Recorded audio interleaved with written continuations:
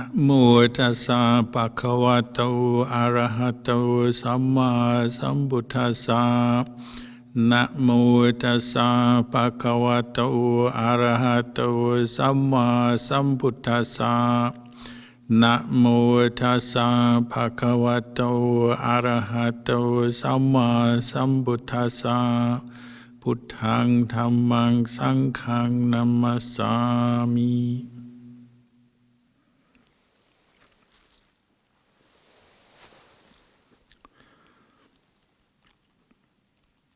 Good evening, everybody. Tonight I've been invited by the Buddha Dhamma Foundation to give you some Dhamma teachings. You are all what we call Dhamma farers, people traveling along the path of Dhamma. Because you have faith, interest in the Buddhist teachings, and the Buddhist teachings are literally a pathway or a way that lead us from where we are now to a point where we are free from suffering, stress, happiness. When we experience happiness, the happiness of Nibbana. So we're all travelers on this Dhamma path. We're Dhamma farers. So we have that in common. I'm aware that as many people in different parts of the world are listening at the moment, but we have that one thing in common. We're going along this same path.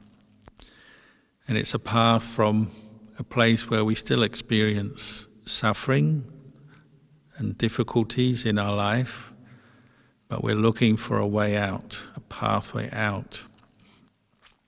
Even this talk came about in a way because of people suffering. It's only in the last few years that our monastery here in East Warburton, Victoria, Australia, has had internet access. Our monastery is up in the mountains. They're called the Yarra Ranges, part of the Great Dividing Range, big chain of mountains through southeast Australia. And these mountains used to be like a barrier to mobile or internet signals, so the monastery was a dead zone, which we all, as monks, used to think was a good thing, because then we didn't get interrupted by the rest of the world through the internet or mobile phones. But then a few years ago there was a very bad bushfire called the Black Saturday bushfire, which came through this area. It didn't affect the monastery directly, but the next town along the road was completely destroyed, and more than 50 people died in the midst of that fire. So it was a great tragedy for that town. So after that, the government and telecommunications companies started putting up more mobile towers in the mountains, and we started to get signals, mobile signals, which allowed us to join the internet and get to this point now where we can have a live stream from the monastery. And then the other cause of this live stream, you might say, is the current coronavirus pandemic, which has led to a huge upsurge in activity on the internet, because so many people in so many parts of the world are stuck in lockdown in their houses or places of residence or monasteries, and relying on the internet more than ever before, and that includes us tonight. Because of the pandemic, we're all experiencing lockdown on one level or another, staying more in our homes, so that has brought us to look for the Dhamma, this pathway that we're seeking out for a way out of suffering towards happiness, and using the internet as one tool that helps us along that pathway. As we know, the internet can be a double-edged sword. It can bring us very useful information. We can use it to exchange the Dhamma, talk to each other, listen to the Dhamma, listen to chanting, read the Dhamma, and so on. And that can be a very good thing. Or it can be a source of more confusion, uncertainty, as we are exposed to all kinds of information generated from people, many people, or the majority of people who don't practice the Dhamma, have no faith in the Dhamma or knowledge of the Dhamma, who may be putting stuff out on the internet for other reasons. We're exposed to all that, and that can be an obstacle along our path. Going from here to Nibbana, part of our practice is about clearing the obstacles, cutting away through the jungle, the thicket of views and opinions, and wrong views, false assumptions, the thicket of distractions, particularly all the sensual distractions, and particularly the internet tends to focus them right into our house, all kinds of entertainments and different sensual impingements, which in terms of our practice becomes like obstacle along the path that we have to clear away. That might mean just turning it off, limiting it.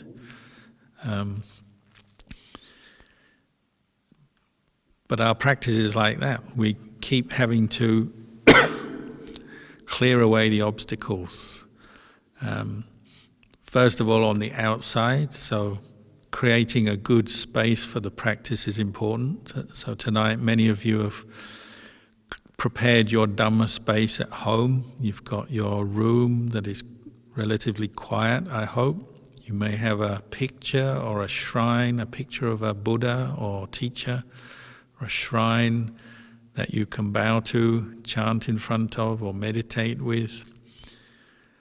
So our external environment is important. So that might mean at this time, meditating, listening to Dhamma, means turning off other media, computers, not the one you're using now, but if you have, say, a mobile phone, you might turn that off, turn it to silent, turn your TV off, put the dog or the cat in another room, put the kids to bed, and maybe it's not a good time to have a dinner party when you want to meditate, and so on. This is one part of the practice, developing and creating a good Dhamma space in our home, because that's one factor in our practice, is the external environment. Beyond our home, we only have very limited control, say, of society as a whole. And sometimes society as a whole is quite conducive to our practice. Say at the moment with lockdown, people are travelling less is happening, less social events, less work-related travelling. Maybe it's actually quite a conducive time for Dhamma practice, even on the level of society.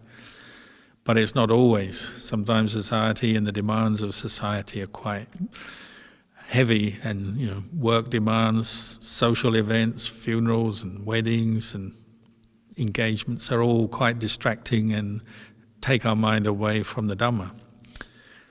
So the environment is important. It does affect us. It's one factor, both our immediate environment where we're sitting right now, but also the wider environment of society. And then there's the internal environment, which we also have to pick our way through, just like going through the jungle. You have to pick your way along the jungle path, moving things out of the way, clearing the rubbish and so on. Well, internally in our own mind, we also have to clear away this path to get towards Nibbana. And that's why regular practice, listening to Dhamma, chanting, meditating is so valuable, because it helps to set our mind straight again on the path towards Nibbana. And just hearing the Dhamma, whether it's from a talk or just chanting some of the reflections we chant regularly, can be enough to bring you back to the present moment, bring you back to reflect on some of the truths that you've heard before and remind you, or maybe you'll learn something new as well. And this path that we're practicing and moving along, it's a path of learning, self-learning. We are dependent on teachers and friends in the practice, but also we have to be dependent on our own efforts. We have to learn for ourselves how to move along the Dhamma path towards our goal, which is peace, happiness. So regular practice will help there. Regular practice of meditation will bring great merit, great good fortune to our life. I can speak from experience, having meditated for at least 40 years regularly. I can't think of anything more useful for a human being to do in their life than to learn the skill of meditation. That isn't to say that's the only part of our practice, but it's such an essential part of the Buddhist practice for training the mind and moving from a place of still being stressed and suffering in life to a place where we're more peaceful, have more understanding, more wisdom, more happiness. Meditation is one of the most vital tools for that. And yet it's something that people are often a little bit reluctant to do unless they may be in a group, and that's fair enough. I think most of us begin with meditation in a group or with a teacher. But it's something we have to be brave and take on as a practice. If you really want to progress along your path, then meditation will help, because you're developing so many useful skills and qualities in your mind when you learn meditation. They have a saying in Buddhism, they say every moment you bring up mindfulness is a moment of good fortune for you. And we all want good fortune in our life, but usually we're seeking it from external means. You know, we want to work and be successful and earn a lot of money and praise and good reputation, or we want to win the lottery, or we go to a fortune teller and ask them when are we going to be successful, or we go to a monk and want a blessing. You know, we all want good fortune. But with all that wanting and seeking in external places, we often overlook the fact that every moment that we develop mindfulness in our life, we're bringing up good fortune for ourselves. It's as simple as that. And we have so much time available to do this. It's surprising that human beings overlook this. You really don't need a lot of tools or special things to practice mindfulness, because it's a quality and it's a practice that you can develop any place, any time, any activity. All you need is this body and this mind that you have right here already. As we know, Luang Por Chah was once asked by somebody, they said, "Oh, I really like the idea of practicing meditation, but I don't have any time. You know, my work schedule is so full. I'm often working until 7, 8 at night, and then I get home and I've got no time with my family duties. It's just get home, look after the kids, have my food and go to bed. No time to meditate." Luang Por Chah's answer was, do you have time to breathe? Because your breath is there all the time. All the time that you're doing your work, traveling to work, coming home, looking after your kids or your partner or your other family duties, shopping, whatever it is you're doing, you're breathing as you do it. So a wise person might realize, there is actually an opportunity to develop mindfulness and the other qualities that we talk about in meditation all the time. Not simply when you're in a situation like this, when you're sitting on your meditation cushion in a hall or a center or at home with a live stream cast like this. Those are good times, and they probably are the best times to meditate. But you can also meditate at other times, because all you need to do is bring attention to the present moment and focus your mind on what you're doing in the present moment. There was a monk I knew who, when he was new to the monkhood, he was struggling with meditation. He said, I came into the monastery to meditate, but my mind is all over the place, scattered, thinking so much, full of doubts and worries. I really have faith in the Buddha, but I don't know how to do this meditation thing.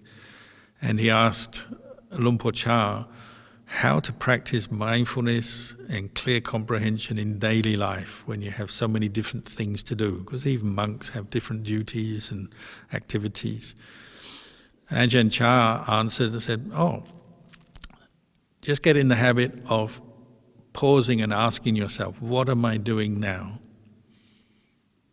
And then answer yourself at the same time, what am I doing now? I am sitting here listening to a talk, or I am washing the dishes, or I'm walking from one room to another, or whatever it is you're doing. You simply answer yourself and you become mindful. What am I doing now? I've always found this a very simple solution to the question is how to be more mindful.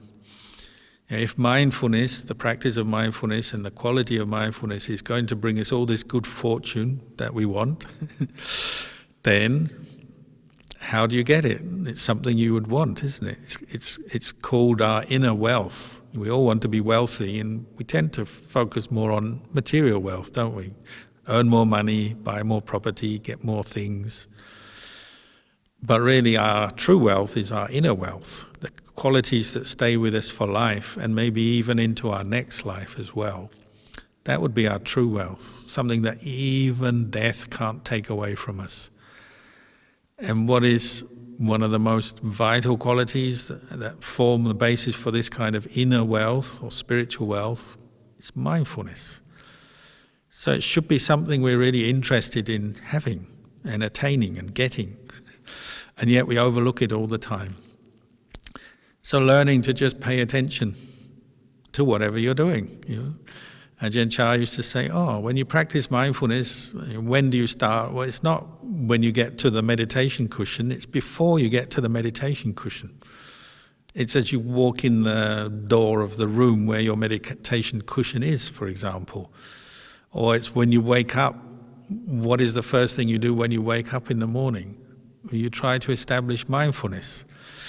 If you're in Asia at the moment, you probably have nice warm days, so you don't have this problem. But here in the mountains of southern Australia, it's very cold in the morning. Sometimes it's down to 1 or 2 degrees, and nobody likes that. So you wake up, it's cold. But what do? Your aim is, first thing is just to establish mindfulness when you wake up. That might mean, monks in the monastery, we have different ways of doing this. One is you just throw off your bedclothes, so you have to be mindful and wake up. You may have an alarm clock, but what are you actually doing with your mind? First thing in the morning is you're trying to establish mindfulness, establish clarity, clear comprehension. It's morning. Occasionally if you're really tired, you'll notice sometimes you wake up in the morning and you don't even know where you are if you've had that time experience. And I don't mean somebody who's got drunk the night before and they wake up, where am I? I mean just somebody who's gone to bed the night before, maybe quite tired, had a deep sleep, and then come out of that. And their first moments of establishing mindfulness and clarity in the morning is literally, where am I? What day is it?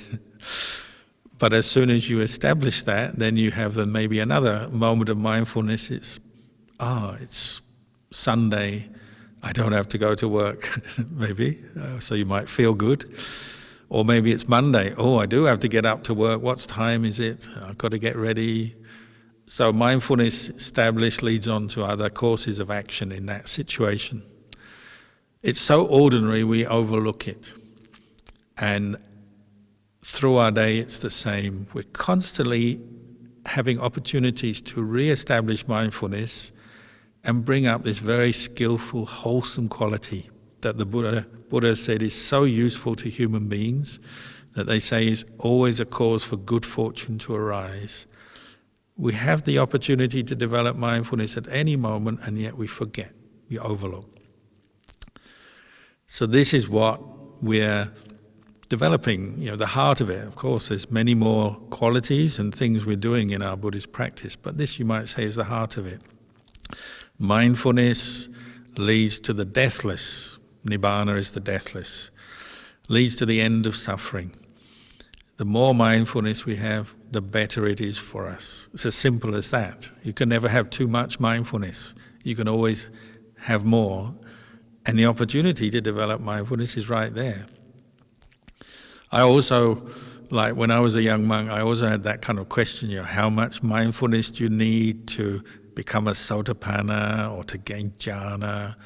All those kind of questions we like to have. So one time I was with Ajahn Buddhadasa, colleague, friend of Ajahn Chah. Ajahn Buddhadasa said, you only need enough mindfulness to tie your shoelace properly.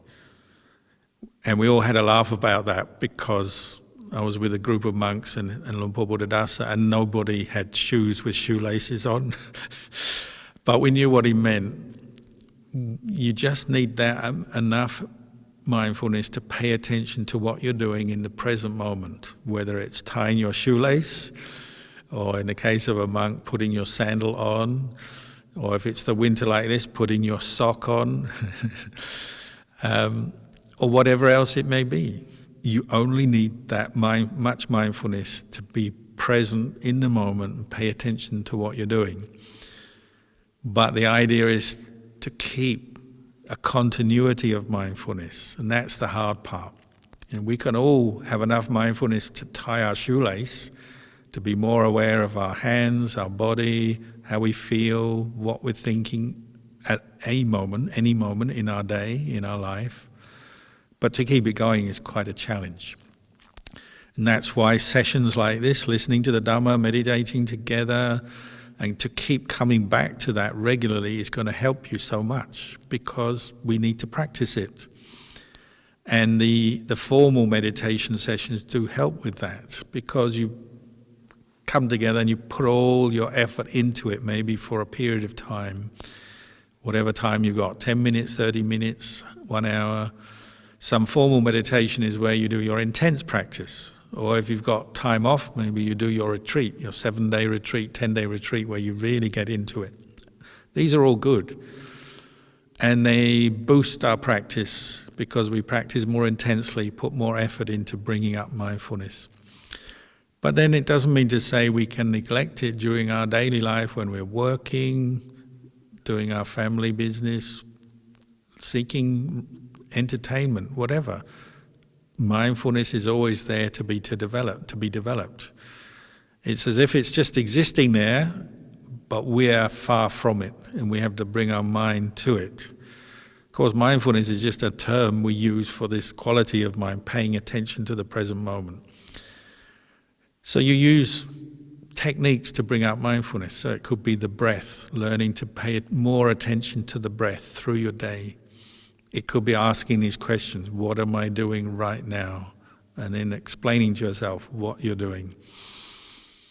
Monks, teaching monks quite often do this to their students. They'll ask them, what are you doing? Out of the blue, they'll just say that. And you're sort of, what? If you're not very mindful, you're lost in a train of thought, a daydream, and they perhaps have noticed that. Then they'll, what are you doing right now?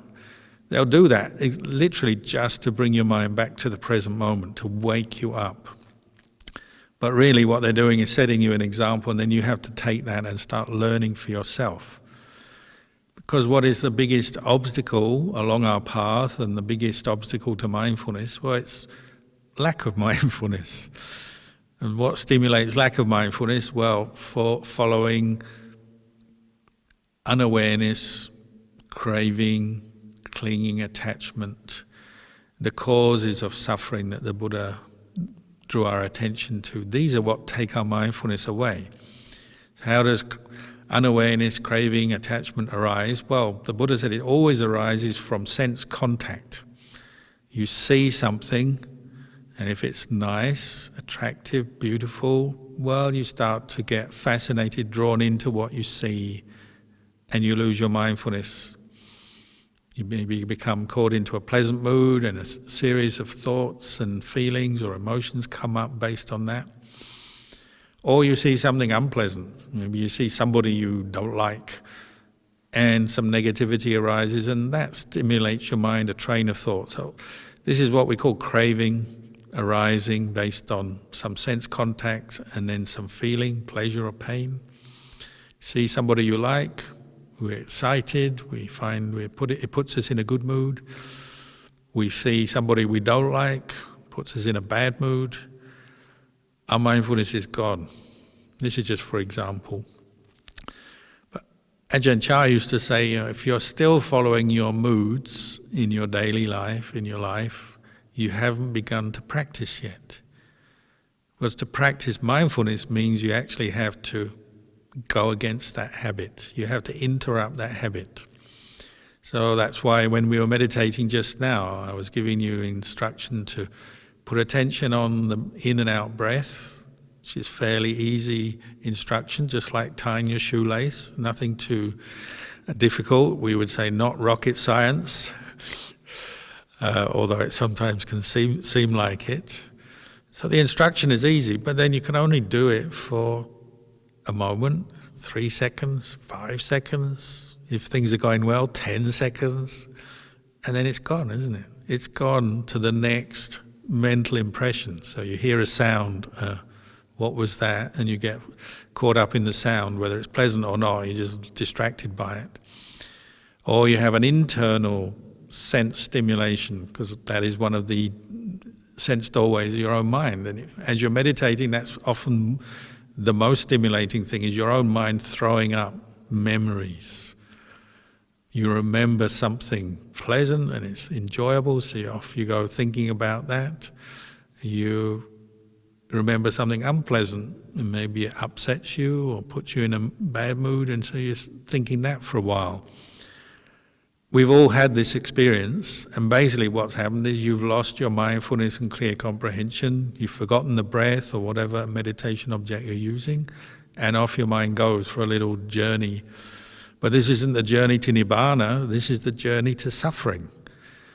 So this is establishing some wisdom here helps. If you have that wisdom, when I follow a train of thought, it's not leading to clarity, understanding, insight, peace. It's leading on to more confusion, more distraction, more attachment, and ultimately more suffering. Even though we don't immediately see the suffering, maybe, especially with pleasant thoughts and pleasant moods that we get into, well, they're quite nice, so we tend to indulge in them. But what happens is you get undermined, your mindfulness is lost by that pleasant mood, stimulated by something or other, a memory or a pleasant sight, sound, taste, smell, touch, whatever. You're undermining your mindfulness, off you go on that little journey with that pleasant mood, and then you're gone, you're lost. So Ajahn Chah used to say it's actually like a moment of death. Even though it's pleasant, but you've died from the present moment and you're gone. You're no longer fully in control because your mindfulness is gone, so you're just enjoying the pleasure of that. It could be a fantasy. When coronavirus is finished, where will I go holiday first? Somebody who's done a lot of holidaying and traveling in their past will be having a lot of this, planning their next trip, saving my money now, I'm not going on in trips now, so next year when it's all over, I'm off to wherever it is you want to go, do this, do that. And that fantasy could fill your mind easily for 5 minutes. But you're dead, meaning dead to your mindfulness, dead to the Dhamma. It's the opposite of the deathless, it's the opposite of Nibbana. That's the short-term disadvantage of being unmindful, is you die from the present moment and off you go into this state of distraction. The more long-term disadvantage is you're establishing a pattern, a pathway. You could talk about neuroscience, it could be a neural pathway, you could talk about mental habits, psychology, but it's a habit that's getting reinforced, a habit of losing mindfulness and indulging in pleasant thoughts, pleasant feelings, nice fantasies and imagination, or unpleasant ones. And those are the ones we tend to notice and want to get rid of first because they're unpleasant. So bad memories, negativity, anger. But the pleasant ones are just as damaging in the long run because they're setting the same characteristic and habit of losing mindfulness and indulging in some mood or other. We indulge in our moods, we've lost the Dhamma, we've lost awareness, we're moving away from the deathless, away from Nibbana, and more to states of confusion, greed, anger, delusion. So in a nutshell, you might say, this is the heart of our practice every day, is how well we can bring mindfulness up, maintain it, bring the mind back, and develop some continuity. And it's a challenge, and it's very frustrating because we are so used to not being mindful, only semi-mindful.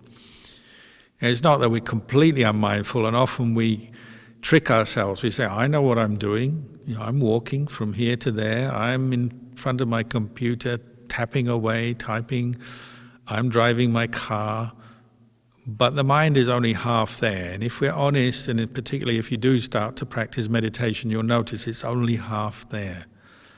And it's quite possible to do two things at once. Literally, your mind is moving between two objects. It's not that you have two things happening at exactly the same time in your mind, but your mind is flipping very quickly. So you can be driving your car and planning your next foreign trip to see your friend or go traveling or go on a retreat or something as you're driving. And most of the time, there may be no real danger there. But accidents do happen, obstacles arise. Why is that? Well, partly it's because we lose concentration and we lose our mindfulness. And so it can be dangerous if you're driving a car. Maybe someone runs out in front of you, or a car turns in front of you, or something unexpected happens. A lot of accidents come from a lack of mindfulness. I talked to a policeman here in Australia once. He said most accidents, the most common time for car accidents is afternoons, 4 or 5 p.m. People are coming home from work, tired, they're rushing, they've got other things on their mind, so they miss something and they crash or have an accident. Or mum's going to pick up their kids from school, they're tired, again, they lose their mindfulness, have an accident. So it's a good example of what happens when we think we're mindful, we know what we're doing, we're driving a car, we've done it hundreds of times before, but we're not actually fully mindful, fully conscious of what we're doing. Most of the time we get away with it, but occasionally we don't. It's the same in every other situation, even meditating. Many times I've been scolded when I was a young monk by teachers. You're meditating, you think you're mindful sitting there, but you're letting your mind wander and drift. And they can tell, maybe through their very skillful meditation, they can tell your mind is not in the present moment with the breath, or maybe your posture gives it away. You start to change your posture, fall asleep. And so you might get a scolding, oh, you're not awake, wake up, or bring your mind back to the breath. So even meditation, we do it.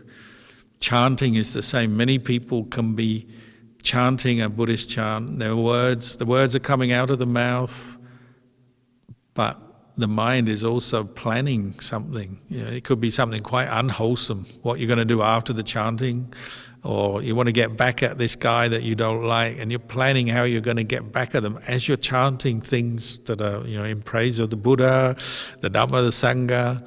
It's possible because mindfulness is not yet complete. It's not yet full. And you'll find this happens all the time in your day. There are times when you think you're doing something and then the mind is drifting back in and out of full mindfulness and half mindfulness and occasionally no mindfulness, and we become sleepy or completely unconscious. But mindfulness is something like that. It's something we have to keep re-establishing effort. And much of our effort in Buddhist practice is actually directed towards bringing up mindfulness. If you're ever wondering in your day, what can I do now that will further me along the Buddhist path to Nibbana? Mindfulness. What do I need to do to bring up mindfulness? Pay attention to the breath. Or if you're doing some job, well, you can use that as a basis for mindfulness. So if you are driving a car, make that the basis for your mindfulness practice at that moment. If you're typing at your computer, that becomes the object of your mindfulness. If you're talking to your friend or work colleague, at that moment you can be mindful of your speech or whatever the activity is that you're involved with them, and so on. We can, of course, change activities through our day, and we need to, but we can take the quality of mindfulness with us as we're doing each new activity, each new posture, and so on. So this quality of mindfulness I've been talking about tonight, the Buddha said it's one of the most useful qualities we can develop. It's an inner spiritual wealth that will stay with you. The more you practice it, the more you develop it, the more it will be there, the easier it will come up through your whole life and even into your next life. And it's a quality that helps to guard over the mind. The Buddha compared it to like the gatekeeper. Maybe nowadays you might call it the bouncer. Maybe you've got a club or a hotel that has a bouncer or a doorman or somebody on the door, just checking who's coming in, who they are, their particulars, their name and address, whether looking to see whether they're mean well or maybe they're up to no good. In the time of the Buddha, it would be the gatekeeper on the city. They had walled cities and they had to be careful about bandits and people up to no good. So they had a gatekeeper who would decide before the gates were shut at night who could come in, who couldn't come in. Mindfulness is like that. It's this quality that helps to protect your mind, keep you in the present moment, and start to sort out some of your mental activity, the thoughts, the memories, those thoughts, whether they're wholesome, whether they're unwholesome, skillful or unskillful, helpful or problematic. The more mindfulness you have, the more you can guard over your mind, the more you can choose how to use your mind. And it's not that you can't think when you're practicing mindfulness, but you can choose your thoughts better. You can decide to be mindful of an object, of a topic. So you can be mindful and review or think through some bit of work. It could be related to your work or it could be something to do with the Dhamma. When you're mindful, you start to be able to do that very well. When you're not mindful, you're a prey to your moods again. Something interests you, excites you, your mind follows that. Something distracts you, you follow that. Something brings up aversion, but you follow the train of aversion. You're no longer in control. You're dead, mentally dead, as they say. But when you practice mindfulness, your mind is in its best position to choose what to think, what to focus on. It's on its guard, so it's prepared for whatever life throws at you. It's in the best possible position to make wise choices, get work done, get things done. It's such a useful quality. The Buddha said, you can't have too much of it. And most important of all, it's there to help us weed out greed, anger and delusion from our mind, which is this practice of clearing the path, clearing the obstacles of the path towards Nibbana, purifying the mind, improving it, developing it, finding more peace, more happiness by removing what stops us from being peaceful. The greed, the anger, the delusion, the attachment. Mindfulness is what helps you to do that. So tonight I've been giving you a bit of encouragement in your practice of mindfulness because it's something we all need to develop more of. And it is that pathway to the deathless. Mindfulness will take you along that path. It will take you towards more peace, more happiness. So maybe I'll end the talk here and just encourage you all to practice mindfulness as best you can, as much as you can. And we can talk again next time.